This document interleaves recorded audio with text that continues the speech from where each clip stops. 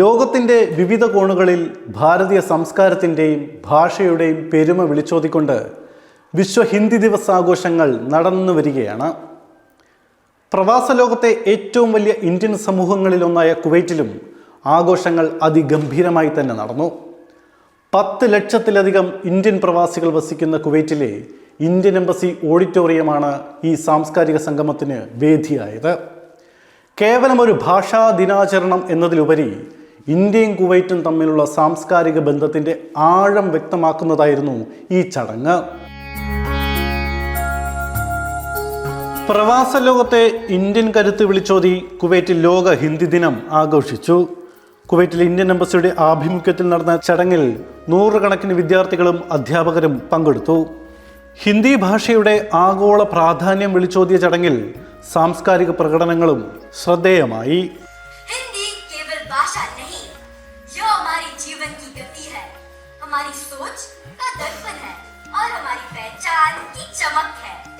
हर पर्व में इसकी मिठास झलकती है, हर उत्सव में इसकी गूंज सुनाई देती है. यही एकता का दर्पण है, हिंदी ही तो अपनापन है, यही एकता का दर्पण है. तो संकल्पित हो जाओ, हिंदुस्तान में हिंदुस्तान रहे. കുവൈറ്റിലെ ഇന്ത്യൻ നയതന്ത്ര കാര്യാലയത്തിൽ ആവേശകരമായ അന്തരീക്ഷത്തിലായിരുന്നു ഇത്തവണ വിശ്വ ഹിന്ദി ദിവസ് ആഘോഷങ്ങൾ. എംബസി ഓഡിറ്റോറിയത്തിൽ നടന്ന ചടങ്ങിൽ വിവിധ മേഖലകളിൽ നിന്നുള്ള 350-ലധികം പേർ സാക്ഷികളായി.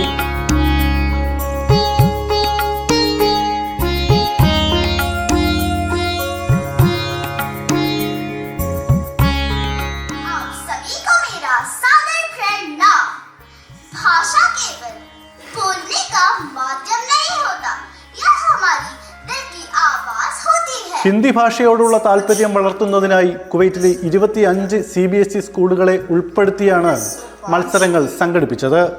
3 പ്രായപരിധികളിലായി നടന്ന കവിതാ പാരായണ മത്സരത്തിലെ വിജയികൾ തങ്ങളുടെ പ്രകടനം വേദിയിൽ ആവർത്തിച്ചപ്പോൾ അത് സദസ്സിന് പുതിയൊരു അനുഭവമായി.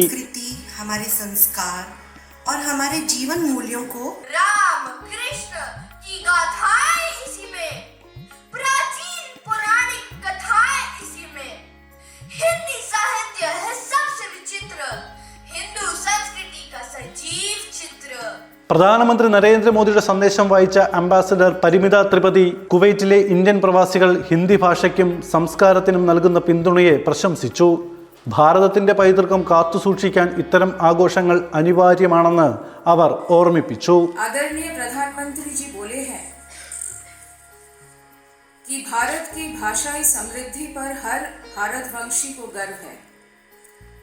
अपने प्रवासी भारतीय साथियों को मैं राष्ट्रदूत के रूप में देखता हूँ और जहाँ जहाँ भारतवंशी है वहाँ हिंदी भारत की आत्मा के स्वर के रूप में संवाद, जुड़ाव और सांस्कृतिक आत्मीयता का माध्यम बनती है.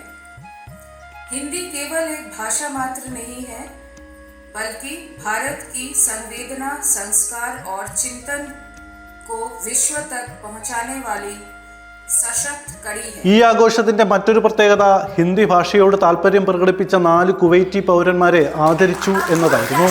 ഗായകൻ മുബാറക് റാഷിദ് അല്ലസ്മി ഉൾപ്പെടെയുള്ളവർ അംബാസഡറിൽ നിന്നും പുരസ്കാരങ്ങൾ ഏറ്റുവാങ്ങി. ഗൾഫ് മണ്ണിൽ ഇന്ത്യൻ ഭാഷാ സ്വാധീനം എത്രത്തോളം ശക്തമാണെന്നതിന്റെ തെളിവായിരുന്നു ഈ ചടങ്ങ്.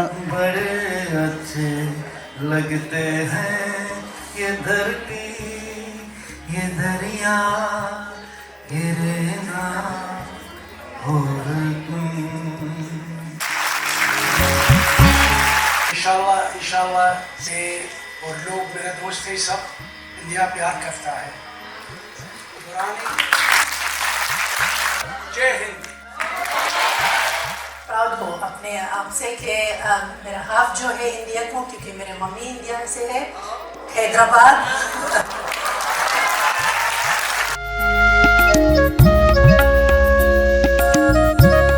मेरा फेवरेट मूवी शोले है. शुक्रिया सब लोग और जय हिंद. 10 ലക്ഷത്തിലധികം ഇന്ത്യക്കാരുള്ള കുവൈറ്റിൽ ഹിന്ദി ഒരു ആശയവിനിമയ ഉപാധി എന്നതിലുപരി സാംസ്കാരികമായ ഒരു ഇഴയെടുപ്പം കൂടിയായി മാറുകയാണ്.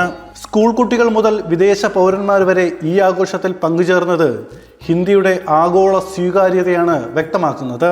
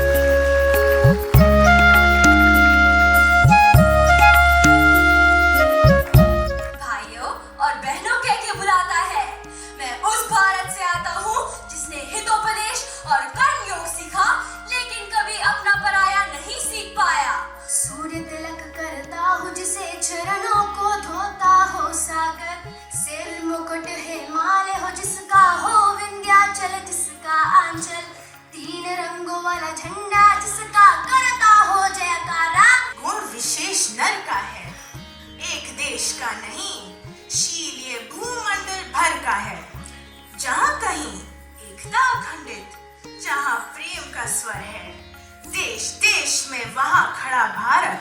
10 ലക്ഷത്തിലധികം ഇന്ത്യക്കാരുള്ള കുവൈറ്റിൽ ഹിന്ദി ഒരു ആശയവിനിമയ ഉപാധി എന്നതിലുപരി സാംസ്കാരികമായ ഒരു ഇഴയെടുപ്പം കൂടിയായി മാറുകയാണ്. സ്കൂൾ കുട്ടികൾ മുതൽ വിദേശ പൗരന്മാർ വരെ ഈ ആഘോഷത്തിൽ പങ്കുചേർന്നത് ഹിന്ദിയുടെ ആഗോള സ്വീകാര്യതയാണ് വ്യക്തമാക്കുന്നത്. ഭാഷാപരമായ അതിർവരമ്പുകൾക്കപ്പുറം ഇന്ത്യയും കുവൈറ്റും തമ്മിലുള്ള സൗഹൃദത്തിൻ്റെ പുതിയൊരു അധ്യായത്തിനാണ് ഈ വിശ്വ ഹിന്ദി ദിവസ് ആഘോഷം സാക്ഷ്യം വഹിച്ചത്.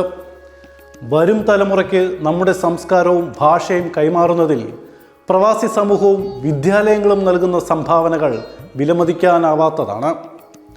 ഭാരതത്തിൻ്റെ സാംസ്കാരിക പൈതൃകം ഗൾഫ് മണ്ണിൽ ഇനിയും ഇതുപോലെ പ്രശോഭിക്കട്ടെ എന്ന് നമുക്ക് പ്രത്യാശിക്കാം.